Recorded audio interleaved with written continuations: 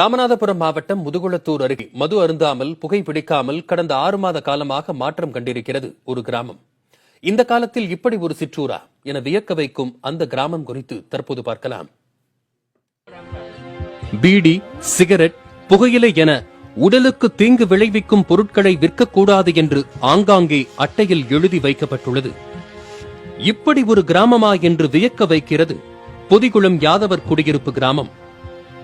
இங்கு 500க்கும் அதிகமான குடும்பங்கள் உள்ளன. 6 மாதங்களுக்கு முன்பு வரை இந்த கிராமத்தைச் சேர்ந்த இளைஞர்களும் முதியவர்களும் வயது வித்தியாசமின்றி புகை மற்றும் மது பழக்கத்திற்கு ஆளானவர்களாகத்தான் இருந்திருக்கிறார்கள்.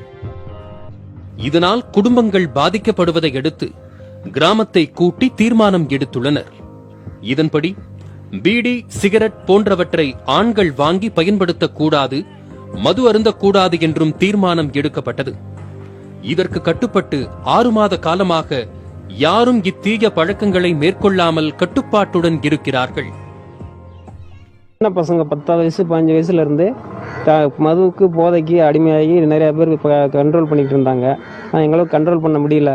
அதனால ஊர் கூட்டம் போட்டு இனிமே பீடி சிசர் 5 வயசுல இருந்து 10 வயசுல யாரும் குடிக்கக்கூடாது இந்த மாதிரி ஐடியா பண்ணி நாங்கள் கிராமத்துல இருந்து முடிவு பண்ணி தீர்மானம் போட்டு இதனால வரையும் கடைப்பிடிச்சிட்டு 6 மாசமா கடைப்பிடிச்சிட்டு வர்றோம். கடையாளர்கள் நாங்களும் ஒரு முடிவெடுத்து இனிமேல் பீடிச்சு விற்கக்கூடாது அப்படின்னு ஊர் நன்மைக்காக வேண்டி இது மாதிரி பண்ணியிருக்கோம்.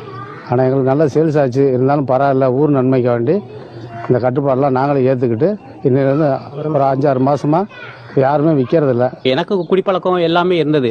நான் தூத்துக்குடியில் ஸ்டெர்லைட்டில் வேலை பார்த்தேன். அங்கே நான் பணியில் இருக்கும்போது கூட இந்த ஒரு காரணங்களுக்காக என்னை நிறைய முறை டியூட்டி அவாய்ட் பண்ணி கொடுத்துருக்குறாங்க. இப்படி இது இப்போ நான் அந்த ஒரு குறிப்பிட்ட ஒரு 3 மாத காலமாக அந்த குடிப்பழக்கம் எல்லாத்தையும் நான் விட்டது காரணத்தில் என்னுடைய உடல் ஆரோக்கியமும் நல்லா இருக்குது. கையில் செலவுக்கு பணமும் மிச்சமாகுது. வீட்லேயும் சண்டை சிறுத்தை இல்லாமல் பிரச்சனை இல்லாமல் இருக்கிற மாதிரி நாங்கள் இப்போ வாழ்ந்துட்டு இருக்கோம் சார். மது வாங்க முதுகுளத்தூருக்கு போக வேண்டிய நிலையில் இந்த தீர்மானத்தால் அந்த பழக்கத்தையும் கைவிட்டுள்ளனர் கிராமத்து ஆண்கள். மது, புகையிலை பழக்கத்தின் தீமைகளை உணர்ந்து அதில் இருந்து விடுபட்டுள்ள இந்த கிராமத்தை அனைவரும் முன்மாதிரியாக கொள்வார்களா? புதிய தலைமுறைக்காக கமுதியில் இருந்து விஸ்வநாதன்.